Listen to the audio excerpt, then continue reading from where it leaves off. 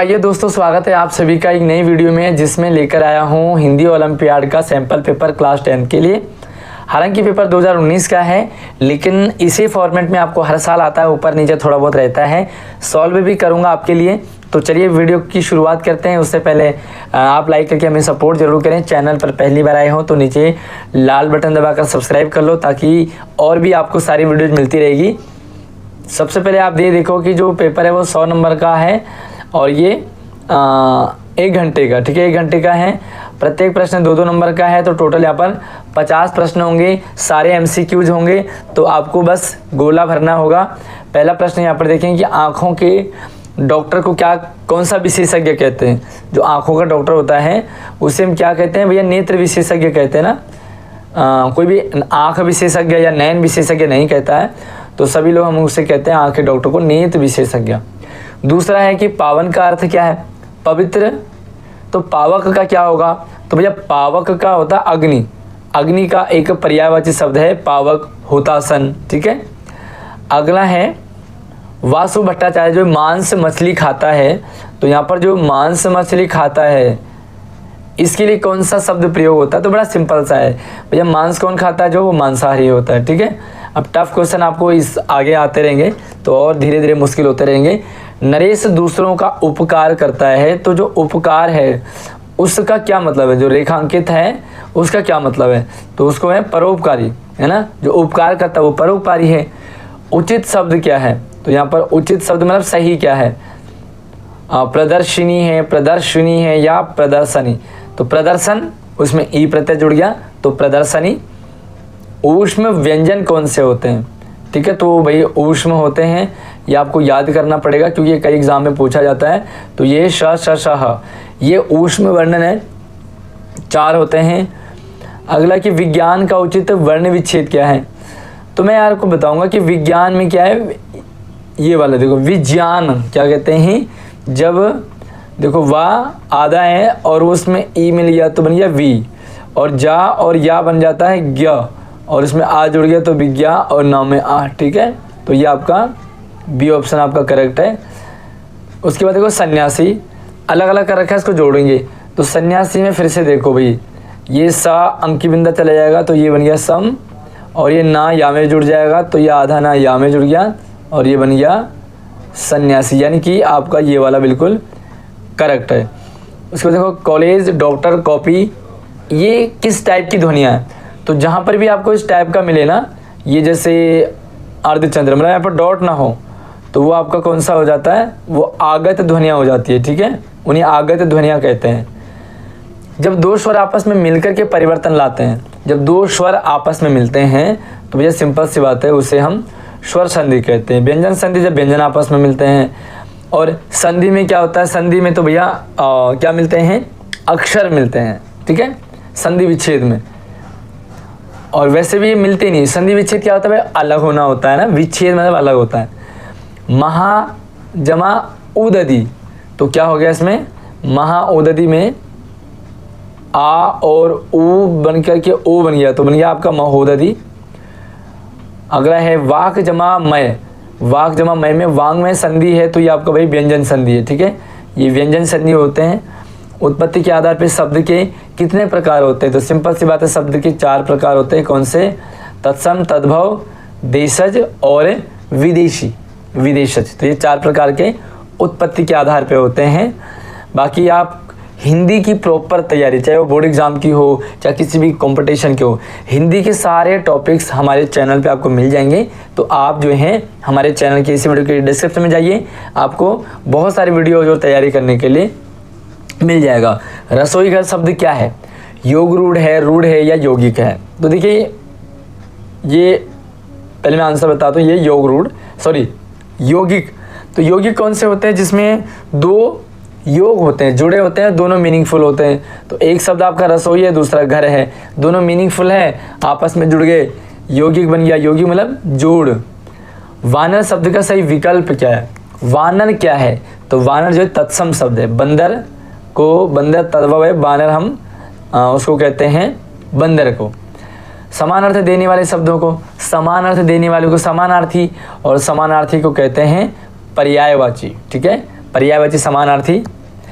संसार शब्द का पर्यायवाची क्या है? तो भैया संसार को हम कहते हैं, बड़ा आसान है, जगत। ठीक है, जगत कहते हैं।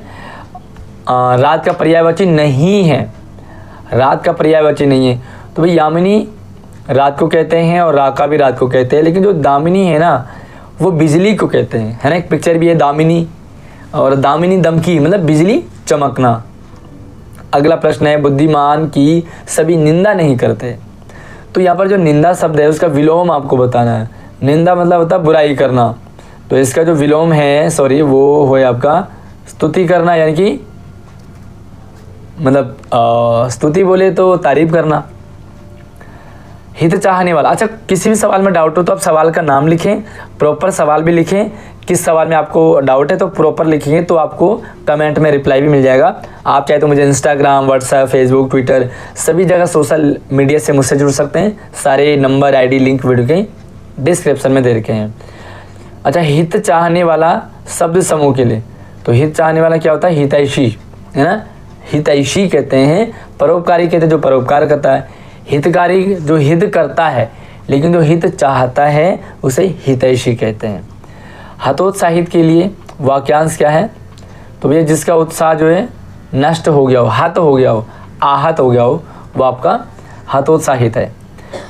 आगे 21वां, कृति और कृति के अर्थ के लिए विकल्प होगा। पहली कृति है, तो पहली कृति किसे कहते हैं? ये रचना, यानी कि कोई भी बुक कृति होती है, और कृति मतलब लिखने वाला, रचनाकार। चलिए, अनुज में उपसर्ग है, तो भैया अनुज में सिंपल सा है, अनुपसर्ग है। ज मूल शब्द है, ज मतलब जन्म लेना।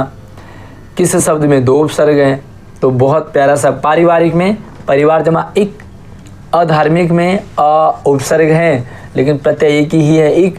लेकिन जो सामाजिक है उसमें 2 प्रत्यय हैं। कैसे?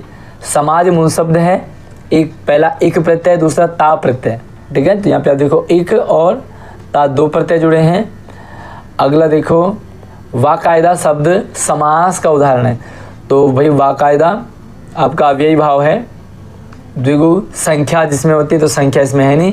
कर्मधारय का मतलब जहाँ पर विशेषण विशेष्य होता है, तो ये आपका क्या है? अव्ययी भाव। हवन सामग्री का उचित विग्रह क्या होगा? हवन सामग्री का मतलब होता है हवन के लिए सामग्री, तो बी ऑप्शन आपका करेक्ट है। समास से बने शब्द को, जब समास से शब्द बनता है तो उसे कहते हैं समस्त पद, जब समास से अलग होता है तो उसे कहते हैं समास विग्रह। यहाँ पे आएगा समस्त पद। अगला देखो, आज भी जय चंदों की कमी नहीं है। तो यहाँ पर जो जय चंद है ना, ये क्या है ये? तो ये भैया जातिवाचक है, क्योंकि जो जयचंद है ना वो एक जाति का बोध कराते हैं। भाई जो जयचंद हैं मतलब ऐसे लोगों के लिए कह रहे हैं जो मतलब अपने ही एक तरह से घर का भेदी विभीषण ने, तो विभीषण की तरह जयचंद भी जो खुद पर ही छुरा घोंप देते हैं। किशोर से बनी भाववाचक संज्ञा, तो अगर किशोर से आप भाववाचक संज्ञा बनाओगे तो कैशौर्य आता है, कैशौर्य। आयुष्मान का स्त्रीलिंग, तो आयुष्मान कहते हैं लड़के को, और फीमेल को कहते हैं आयुष्मती। आपने शादी के कार्ड में भी देखा होगा आयुष्मान दूल्हा और आयु लिखा होता है, आयुष्मती वो फीमेल के लिए होता है, लड़की के लिए। अभिमानिनी का पुल्लिंग क्या होगा? तो अभिमानिनी स्त्रीलिंग है, इसका पुल्लिंग है अभिमानी, यानी कि आपका है सी ऑप्शन करेक्ट है। इनमें कौन सा शब्द सदा बहुवचन वाला होता है?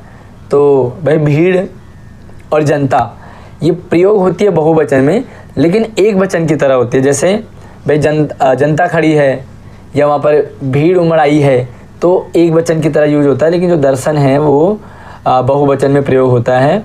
और अगर कुछ डाउट हो तो आप मुझे कमेंट भी कर सकते हैं, आपका सॉल्यूशन कमेंट में या इंस्टाग्राम, व्हाट्सएप पे आपको सॉल्यूशन कर दिया जाएगा। हिंदी में भाववाचक संज्ञाएं प्रयुक्त होती हैं हमेशा।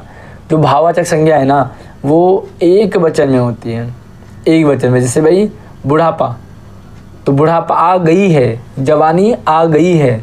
कोई ये नहीं कहेगा जवानी आ गए हैं या बुढ़ापा आ गए हैं, है ना। बूढ़े आ गए हों, लेकिन बुढ़ापा भाववचन संज्ञा एक वचन वाली होती है। कारक चिन्हों का दूसरा नाम, तो भैया कारक चिन्हों का दूसरा नाम आपका परिसर्ग भी उन्हें कहते हैं।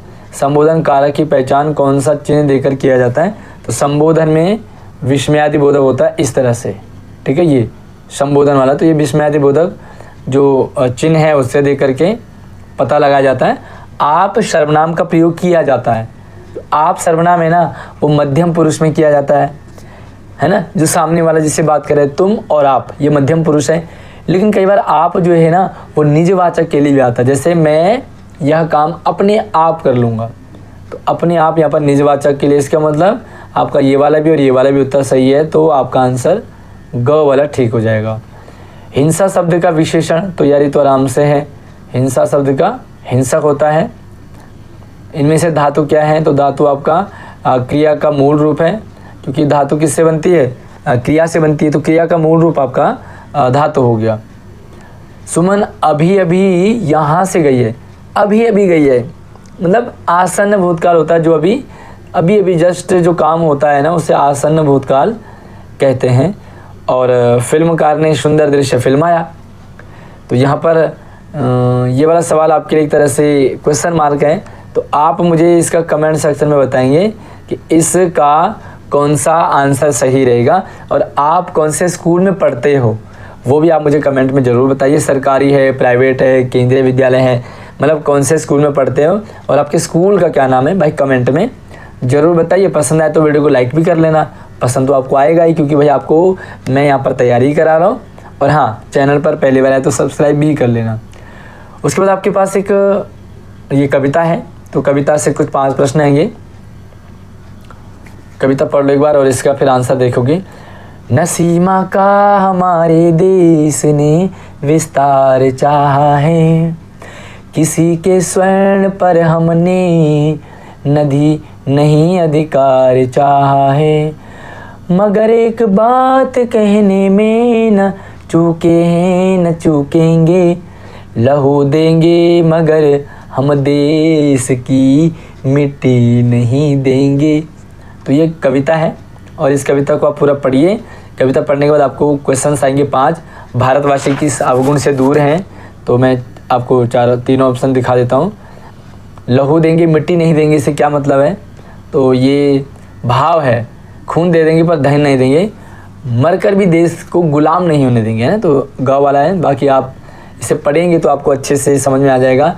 लोलुप, नज़र में लोलुप शब्द व्याकरण की दृष्टि से क्या है? लोलुप दृष्टि, स्वर्ण का पर्यायवाची नहीं है, स्वर्ण तो रजत और कनक स्वर्ण को कहते हैं। काव्यांश में भारत के सिपाही की क्या विशेषता बताई गई है? ठीक है, तो वह बलिदान देने के लिए तत्पर रहता है। बाकी आप देखो एक बार, इसे आप पढ़ लेना। इसी तरह से आपको एक गद्यांश आएगा और इस गद्यांश को पढ़ करके आपको आंसर देने। तो भाई छोटा सा गद्यांश है, इसे आराम से एक बार पढ़ लो, समझ लो। और उसके बाद यहाँ पे कुछ क्वेश्चन है। देश का संपूर्ण दायित्व किस पर है ना? तो भाई पैसे पढ़िए, आप आंसर दे पाओगे। राष्ट्र को बल किससे मिलता है? देश का उत्थान किस पर निर्भर करता है? विद्यार्थियों के जीवन निर्माण का दृष्टिकोण क्या होना चाहिए? और गद्यांश का उचित शीर्षक क्या है, टाइटल क्या नाम होना चाहिए? तो ये वो पेपर है जो आपको मैंने दिखाया। और कितना इजी कितना टफ आपको लग रहा है।